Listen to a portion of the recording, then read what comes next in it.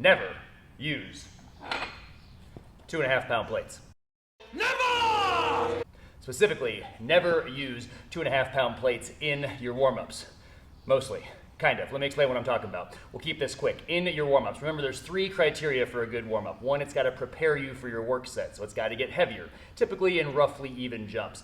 2, it should not exhaust you for your work weight, so typically you're going to taper your warm-up, something like 5, 3, 2, 1, something like that. And then number 3, and this is what we're talking about here with the absence of 2.5 pound plates, your warm-ups should bow to convenience. So most of the time, make all of your warm-up weights end in the number 5. If you make them end in the number 5, 85, 95, 105, 115, 135, kind of the landmark weights like that, you get the idea. You will not have to use 2.5 pound plates. If you're using 2.5 pound plates, the number, if you're using a 45 pound bar, the number will automatically end in a 0, like 90 or 100 or 110. So you don't need to use these. Warm-ups don't need to be that precise in general. Now, here are the exceptions. On your last warm-up, maybe you want to be a little bit more precise. Maybe. You're probably still fine most of the time having your warm-up weight end in a 5. Now, here's another exception. If your working weights are less than 100 pounds, say you're pressing 87.5 pounds that day, okay? Yeah, you might need to use some numbers that end in 0. So you might need to use the 2.5 pound plates in your warm-ups. But if your work weights are over 100,